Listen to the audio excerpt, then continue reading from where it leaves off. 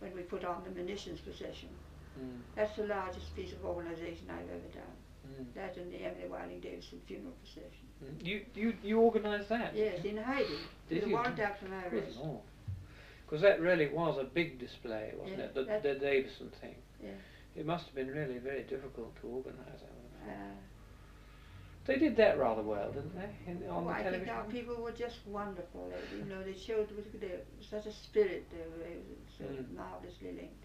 And see, all the leaders were out of it, every one. So you had to organise the whole thing? Yes, the whole thing, yes. Wonderful people, I mean to say. But well, the first time they were meeting at Mrs. Reuben Guest's house, and Mrs. Mildred Mansell, who was very, very close and very wonderful to go between Paris and London, and very close friend to me. And they sent for me, I don't know how, because I didn't generally go by myself. I was dressed as a chorus girl, and I slipped from my hiding place, and I went over to them. When I got there, I found them in an awful state, and there were a few of them there, and this was Mrs. Reuben Guest was married to Mrs. Mansell's brother, and he was a great auntie, and he wasn't there. By day we were using his place as a suffragette headquarters, and by night everything had to be, he was there, he didn't know that. And when I was there, they looked aghast, and they said, "We can't get to church anywhere." And I said, "Could you get hold of Mr. Hincliffe for me?" "Oh yes, yes." And I'd had him down again and again. I never knew that he was sort of head of the whole thing when I had him down. But I knew he was a very nice man, and that he, you know, and I liked him very much. And I felt sure he'd be able to help. Of course, he had hardly keep a straight face when he came in. He saw me in this disguise.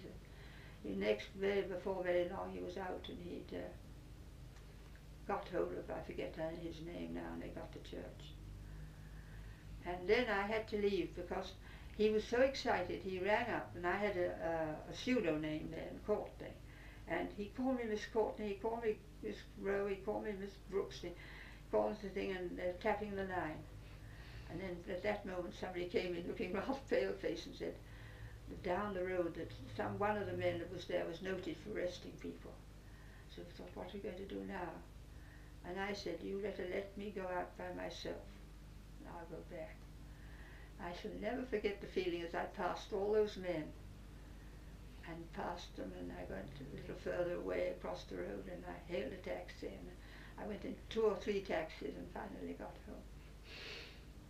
But how could you organise the procession? Well, all the details came through me.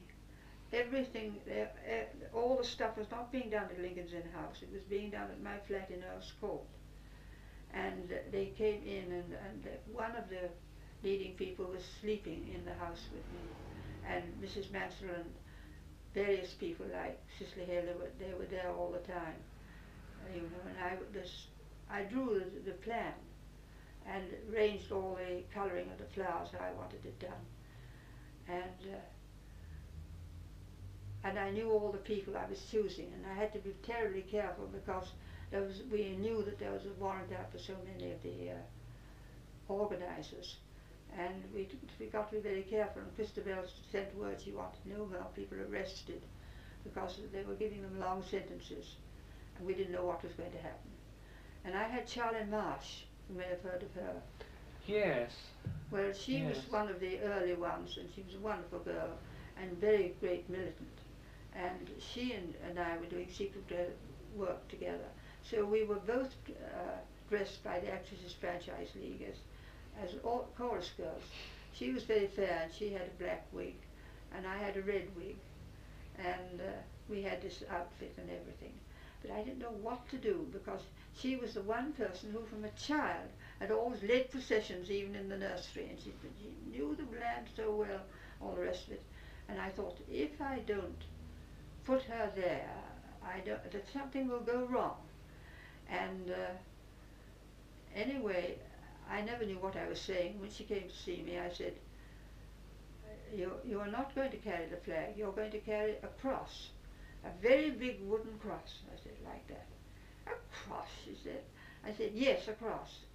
And she went off and thing, and immediately they got onto it, and the cross was made and everything. And she's the only person who's not named in the whole thing. All the names for he was, because those were not in danger. And I got cross bearer for her. And not very long ago, somebody had been reading the thing, and they said, well, why isn't Charlie Marsh's name here?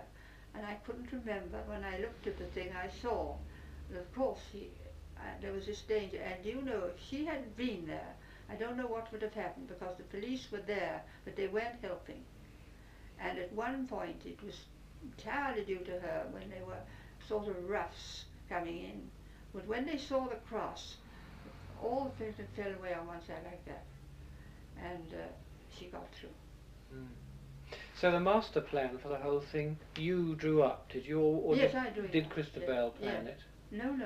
I wasn't able to be in touch with Christabel or her mother, or any of the heads, Annie Kenny and all of them, because they were all, they weren't interested anymore. In fact, they couldn't take part in it anyway, because they were out on, what you call it? On license. Yes, on license. And none of them were in it at all. But I sent a little tiny thing giving the idea of what I was doing, one to Christabel and one thing, and they were taken. They couldn't, Miss Christabel was in Paris, Mrs. Pankhurst was in London. There was no way in those days of getting in touch with each other. Of course, we couldn't use the telephone or anything like that, we'd be awfully careful. And at the same time, both these things came back, one from one to the other. And the most curious thing about it was they'd both written on it, admirable, and almost at the same slant. And I thought, what an unusual adjective, and how strange that they should have both used the same when there's no way of knowing. And that's the only touch I had with them. Well, yes. So you then had a number of helpers, did you? And you sent them out or something? Yes. Well, I was in touch. I sent out all the letters for the whole country. I mean, about their speakers, about everything was done. But I mean, I really think from the procession point of view, the Emily Davis everything, thing. Yes. So you. Well, I would decide who was to do what, you see, and have it sent out to them. I had to be careful who I saw. I saw a few people. So that brings out your artistic skills again, doesn't it? Yeah, I suppose it does, really. I never thought of it. I don't know why. Some people think that it was so simple and that it's one of its attractions. And I don't know. But yes. I didn't know what to do. I all slept on anything that was important, because I only had a week. And Mrs. Maxwell was desperate, because I wouldn't say one way or the other. I felt red ought to be brought in, because it wasn't one of our colours. And I said I couldn't tell her, and I just like a child, said I couldn't say until the morning. And in the morning I woke up with one word, peony, and red peonies were carried, with the purple and white and green. And it was a good idea putting as what they're calling it. I thought, well, what will they have to dress? Some people won't have white, others will want. And there's a white and a black group and a white group. You see, so that you know, it was very well coordinated in that way.